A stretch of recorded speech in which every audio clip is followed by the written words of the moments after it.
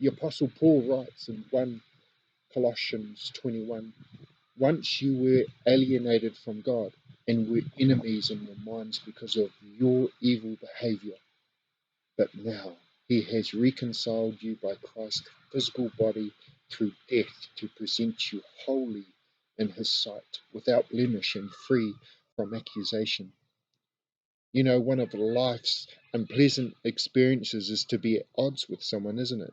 It may be the falling out with someone in your whānau, or perhaps a neighbour or someone at work, but whoever it is unpleasant. See, conflicts always cause stress and anxiety. But yet, on the other hand, one of life's most pleasant experiences is to make peace with a former enemy.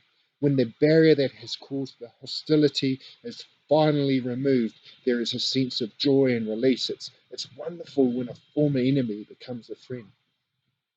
I can relate to this. Back in 2010, as a constable in Rotorua, I worked with a colleague, and he said and did something that just absolutely ripped me apart. It hurt me, and for years I carried that hurt.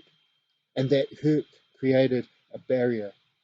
Each time I saw this person, I was at odds with him. I couldn't bear to be in the same room as this person. I would try to avoid him at every opportunity. My thoughts, my words, and my actions did not reflect the character of Christ, to whom I proclaim was living inside of me. As a child of God, I believe that God does not allow his children to sit in a corner and sulk. And through his love and grace for me, he created an opportunity for me to reconcile with this person. And today I'm in constant contact with that person he's still in the police in Rotorua, and we encourage one another. It's fair to say that the relationship has been transformed from the former to the present. It can be like that with humanity and God, right? Sin is a barrier, and it puts us at odds with God. And many people today don't realize that they're at odds with a living God because they haven't dealt with the sin that is causing that barrier in their life. This alienation from God should cause you and I the greatest anxiety, the greatest despair than any human conflict that we will face today. We should all desperately need to want to be reconciled to the living God. And the only way we can do that is to undertake a transformation ourselves, and for wanting other people to take that transformation as well. See, this is what the Apostle Paul is describing with here in our text. We were formerly alienated from God, engaged in hostile deeds against him. But because of God, because of his great love for you and I, he sacrificed his son on behalf to transform us from enemies to friends, from alienation to reconciliation. Being transformed and reconciled, we now have the responsibility to continue this faith and to serve him. On Good Friday, before I headed off to work, I watched Pilgrim's Progress with Amy and the kids. What a journey young Christian went on from the city of destruction to the city where the King lives. Part of young Christian's transformation journey really sticks in my mind. It's a place where Christian comes to this hill and he has to make a decision, right? He looks left up to the hill, and he looks at this path that's steep and it's horrible, and he looks ahead, and here's this path that is green, that is wide, that is smooth, would be easy to work. And he has to make a choice, and he chooses to go up the hill, goes up this jagged, pathy hill.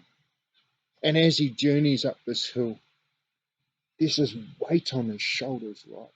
And this weight gets heavier and heavier, bigger and bigger each step he takes towards the King. Finally, he can't do it by himself. He realizes that he needs some help from the King. And in his desperation to reach that final destination, he cries out, "Help me. Help me get to the place I need to be." And immediately that weight on his back is released, and he is able to run towards the King. When Christian reaches his destination, he undergoes a transformation. His old clothing is replaced with new. His despair is replaced with hope. He is given a new identity as child of the King. After rejoicing, Christian is given a new task and a new journey towards the kingdom. Christian was transformed and then equipped by the King for his journey ahead. If you declare with your mouth that Jesus is Lord and believe in your heart that God raised him from the dead, you will be saved, and just like Christian, you will be transformed and then equipped by God for your journey ahead. See, Easter is a good time to remember that we are transformed from darkness to the light of the kingdom. We are transformed from condemnation to justification, from death to life, from despair to hope, from this worldly person that I am to a new creation in Christ. We are called a child of the King, and he is King of kings, Lord of lords, creator of heaven and earth. I'll leave you with these words this morning from an old chorus I used to sing as a boy. It is no longer I that lives, but Christ that lives in me. He lives, he lives. Jesus is alive in me. It is no longer I that lives, but Christ that lives in me. If Christ, who died on the cross and rose victorious over the curse of sin, lives in you, then God has transformed you. As children of the King, we are therefore called to live life transformed.